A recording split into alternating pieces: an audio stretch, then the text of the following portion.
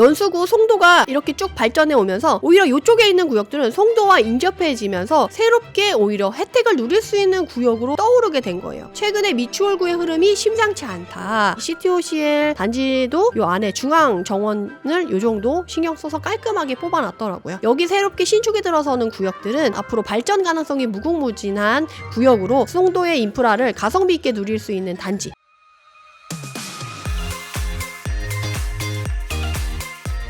제가 오늘 이렇게 블링크로 표시를 해놓은 지역은 연수구랑 미추홀구에 이렇게 표시를 해놨어요. 왜 이렇게 해놨을까요? 지금 24년도에 꿈틀꿈틀 움직임이 많이 보이는 지역이 연수구랑 미추홀구예요.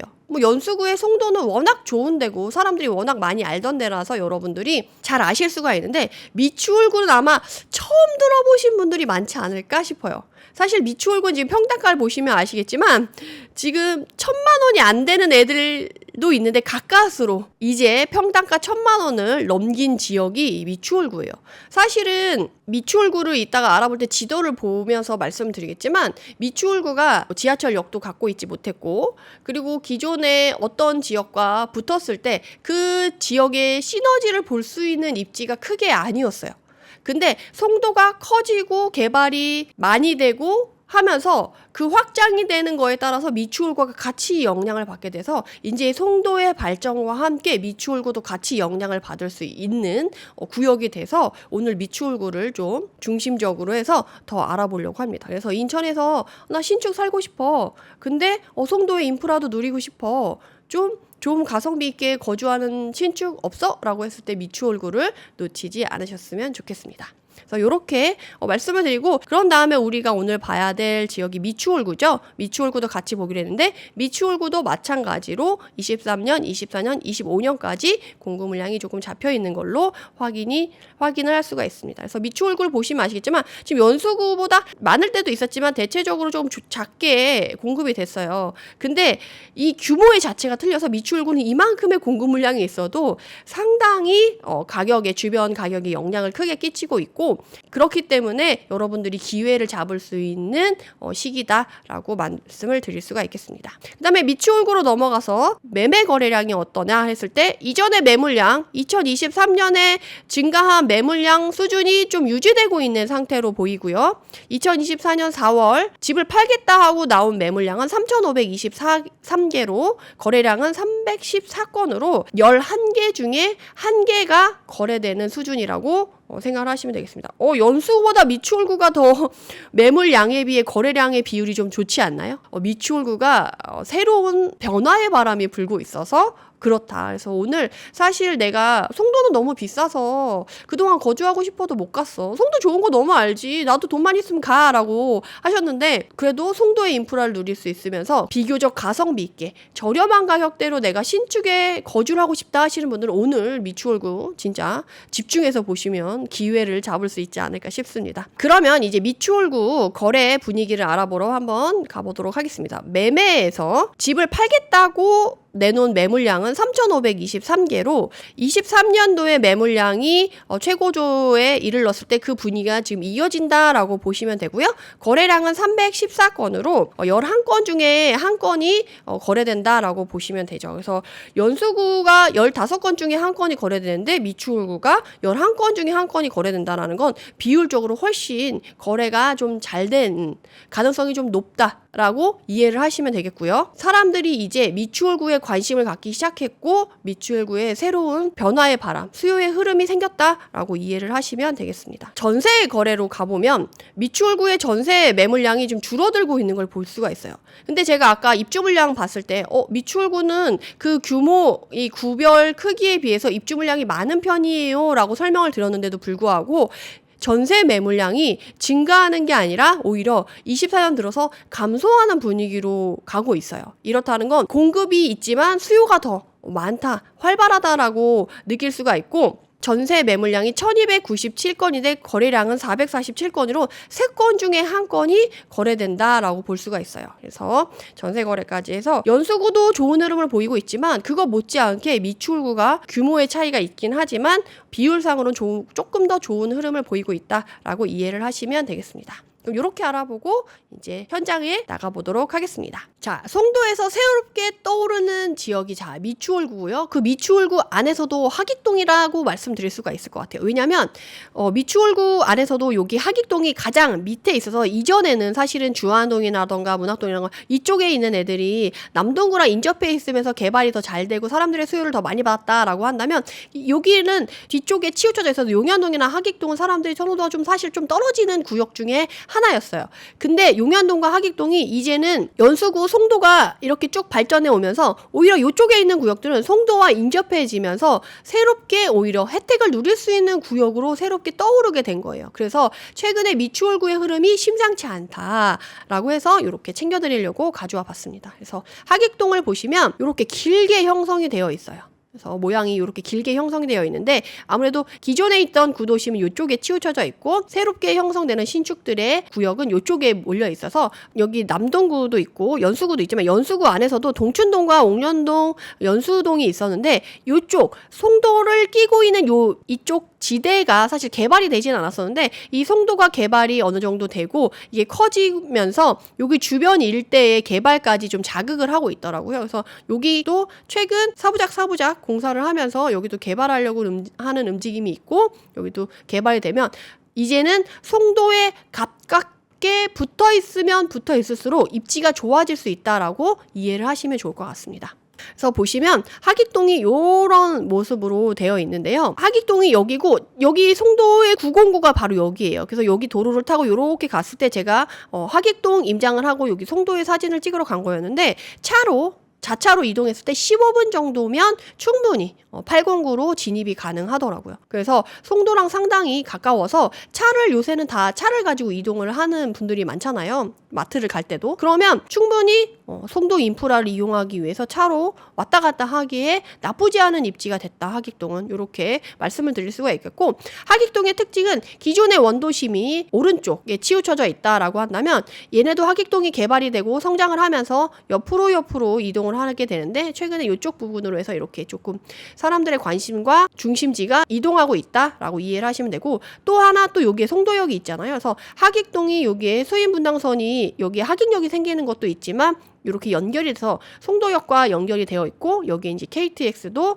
정차하면서 이용을 할 수 있게 돼서 이제는 GTX-B를 통해서 수도권 전역으로 빠르게 이동을 할 수 있음과 동시에 송도역을 통해서 전국으로 또 빠르게 이동할 수 있어서 인천의 교통 편의성이 상당히 높아질 것이라 기대가 된다. 라고 보시면 되겠습니다. 그래서 지금 송도역을 가봤는데요. 이제 신문에 봤을 때 이렇게 하늘에서 찍은 걸 봤을 때 아직 땅이 개발이 안 됐잖아요. 근데 실제로 가봤더니 똑같이 아직 땅이 개발이 되어 있진 않더라고요. 그래서 이 송도역 같은 경우는 25년 6월에 완공 예정인데요. 물론 송도역은 기존에 이제 수인분당선을 이용하고 있긴 해요. 근데 이 주변 일대를 환승과 주차, 상업시설로 조성하려고 지금 이 일대를 개발하려고 하는데 아직 이 계획 자체도 명확하게 잡힌 건 아니어가지고 25년 6월에 이제 완공이 되겠지만 여기까지 다 조성이 되기는 좀 어렵지 않을까 싶습니다. 그래서 인천발 KTX가 이제 어촌으로 연결돼서 이렇게 전국으로 뻗어나갈 수 있는 길이 생긴다라고 보시면 되겠습니다. 그래서 송도역을 보면 기존의 역을 사용할 거라서 이제 뭐 삐까뻔쩍하게 새롭게 쭉 역사가 새로 생기는 건 아니고요. 그리고 옆에 이제 조성하려고 하는 이제 빈 땅들을 보면 아직도 약간 이런 상태로 유지가 되어 있는 상태다라는 거를 볼 수가 있습니다. 그리고 송도역 앞에 도로 주변의 상황을 보면 이런 식으로 주변 일대가 구도심의 느낌이 나는 동네라고 보시면 돼요. 송도역으로 쭉 나와서 보면 도로가 넓게 유동인구라던가 차량의 이동도 많은데 이 주변의 일대는 사실 새 아파트가 들어와서 신도시로 개발이 되는 거랑 기존의 원도심을 이제 조금 개발하면서 좋아지게 만드는 거랑은 좀 느낌적인 차이가 있거든요. 그래서 사실 사람들이 선호하는 건 기존에 완전 빈 땅에서 새로 다 얻는 거를 좋아하는데 이 송도역 같은 경우는 주변의 일대가 남아있는 상태에서 빈 곳과 주변 지역을 개발하는 거라서 원도심의 느낌을 살려서 가게 된다라고 보시면 되겠습니다. 그렇지만 이제 송도역 주변으로도 이렇게 분양하는 아파트와 입주하는 아파트들이 있고 이걸 쭉 따라서 하객동 끝에 이렇게 새로 입주하는 단지들이 있으니까 요 일대 위주로도 앞으로 좀 관심을 가져보시면 좋을 것 같습니다. 그래서 하객동 같은 경우는 기존의 원도심에서 중간 역할, 다리를 역할을 하는 이제 중간 구역, 그리고 새롭게 신축들이 들어서면서 새로 조성되는 단지들을 합치면 10,000세대가 넘는다고 해요. 그래서 부동산 사장님이 설명을 하시기에 여기 10,000세대 넘으면 미니 신도시급 아니야? 라고 얘기를 하시면서 되게 자부심이 강하시더라고요. 헬리오시티 단지 하나가 거의 10,000세대 정도 됐을 때 미니 신도시급이라고 설명을 많이 하는데, 여기 하객동에 새롭게 형성되는 구역의 단지들의 세대수를 합치면 거의 한 13,000세대 정도가 다 입주를 하면 된다고 하니까, 여기도 새로운 구역이, 그러니까 미니 신도시급으로 새로운 구역이 형성된다라고 약간 긍정적으로 평가해 볼 수도 있을 것 같습니다. 그래서 여기는 기존의 원도심으로서 한 20평대 소형 평형부터 중형 평형까지 해서 한 1, 2억대, 3억대까지 여기서 찾아볼 수가 있고요. 가성비 있게 거주를 할 수가 있고, 여기는 3억에서 4억 정도로 가격이 형성된 단지들이 모여 있다라고 생각하시면 되고, 여기는 이제 4억부터 5억, 6억까지 이렇게 1억씩 높아지는 단계로 이렇게 하나 개발이 될수록 1억씩 시세가 높아지는 구역으로 이렇게 나뉜다라고 이해하시면 편할 것 같아요. 이 중간 구역 같은 경우는 그나마 좀 대단지들이 많이 있고, 여기 엑슬루타워 같은 경우는 고급화 전략을 세우고 있다라고 해서 주변에 이제 풍림 아이온이라던가 풍림 아파트에 비해서 이쪽 새롭게 형성되는 구역에 입주가 시작되면서 가격이 이쪽에서 타격을 많이 받았는데, 물론 이쪽도 수요의 이동이 있었겠지만 이쪽에 있는 구역에 있는 사람들이 많이 이동을 했다고 해요. 그래서 이쪽 가격이 조금 많이 흔들렸는데, 그나마 다른 단지 비해 여기가 좀 덜 흔들렸다라고 현장에서는 얘기를 해주시긴 하더라고요. 그래서 뭐 이 엑슬루타워 같은 경우는 39평형 기준으로 4.1억 정도의 금매가 하나 나와 있고, 보통은 4.5억에서 4.6억 정도의 매물이 나와 있는데, 이전에는 5억 이상으로 매물이 거래가 됐었는데, 여기 입주가 시작되고 나서 CTOCL 1단지가 24년 3월에 입주를 했는데 1131세대예요. 여기 입주할 때 여기 가격이 이렇게 4억대로 내려가게 됐다라고 사장님이 되게 안타까워하시는 목소리가 되게 기억에 남네요. 여기 원도심이라고 해서 그러면 별로 안 좋냐라고 했을 때, 사실 저는 여기 원도심도 상당히 괜찮다라고 생각을 하거든요. 문학 IC가 있어가지고요, 차를 이용하는 사람들은 자차를 이용할 때 상당히 단지 진입을 빠르게 할 수가 있고요. 그리고 단지 앞쪽으로 각종 기업들의 셔틀이 좀 출퇴근을 용이하게 하기도 하고요. 특히 이 앞쪽에 상권은 상당히 또 잘 편의시설이 잘 형성되어 있고, 게다가 여기 인천 법원이 있잖아요. 여기 법조타운 먹거리촌 보이시죠? 여기에 또 상권이 좀 잘 형성되어 있어요. 그래서 상권이 아무래도 원도심이다 보니까 잘 형성되어 있고, 요 안에 초등학교가 2개, 또 중학교, 고등학교들이 있어요. 그러다 보니까 이 단지 안에서 사는 사람들은 초품화 단지들이 많아지게 되는 거죠. 그리고 나무가 잘 조성이 돼 있어서 상당히 쾌적한 구역이다라고 설명을 드릴 수 있을 것 같아요. 그래서 여기 원도심의 상권, 아까 단지 앞에 있는 상권의 모습을 지금 보여드리고 있고요. 이렇게 빌딩, 상업 빌딩들이 되어 있고, 이렇게 학원가라던가 요 앞에 이렇게 출퇴근하면서 장을 보고 들어갈 수 있게끔 이렇게 잘 형성이 되어 있고요. 앞에 있는 신동아 3단지 아파트가 있는데, 여기는 이렇게 1개 신도시의 약간 부천 같은 느낌인 것 같아요. 조경이 막 잘 돼 있거나 이렇다기보다는 그냥 정말 아파트에 충실한 모습이고, 단지를 보시면 아시겠지만 여기 도색도 되어 있고 상당히 깔끔하게 잘 관리가 되어 있는 거를 볼 수가 있습니다. 그리고 단지 사이의 도로 같은 경우는 이런 식으로 나무가 잘 형성돼서 그늘도 있어서 쾌적하고 아늑하다라는 느낌을 받을 수가 있었습니다. 그리고 인천 법원 앞에 상권이랑 이 법조타운 먹거리촌 앞에도 보면 상권이 상당히 크게 잘 형성되어 있어요. 여기는 조금 더 현대화되고 모던하다는 느낌이 좀 들죠. 여기 상권도 크게 형성되어 있기 때문에 거주하시는 분들은 불편함 없이 이용하실 수가 있겠다. 그 다음에 이제 기존 원도심보다는 1, 2억 높은 구역의 중간 구역은 좀 상권이 크게 형성되기 좀 애매하더라고요. 그래서 오히려 법원 앞에 있는 상권을 같이 이용하고, 요 앞쪽에 뭐 마트라던가 뭐 할인마트 이런 것들을 이용하고, 나머지 상권은 이제 인하대역에 밀집해 있는 상권을 주로 이용한다라고 하시더라고요. 그 앞에 대로변 쪽으로, 인하대역 쪽으로, 사거리 쪽으로 가면 이렇게 상권들이 형성돼 있는 걸 볼 수가 있습니다. 그래서 이런 느낌으로 그냥 소소하게 인프라는 이용할 수 있을 것 같고, 큰 상권 같은 경우는 이제 인하대역으로 간다. 그래서 이제는 새로이 하객동에서 새롭게 떠오르는 구역인 이 신축단지가 모여있는 구역을 설명해 보도록 하겠습니다. 사실 하객동, 미추홀구에서 하객동에서 오늘의 메인은 여기다라고 생각하시면 돼요. 여기로 이렇게 10분, 15분만 가면 바로 송도다 라는 거를 잊지 마시고요. 여기서 봤을 때 거래가 잘 되는 아파트 순위로 봤을 때, 미추홀구 하객동에 여기 신축 아파트가 있는 여기 CTOCL 단지가 이 85건이 거래되면서 24년도에 인천 내에서 가장 거래가 많이 된 아파트 3위를 차지했다. 사실 하객동이 3위를 차지했다는 건 상당히 큰 의미를 갖고 있어요.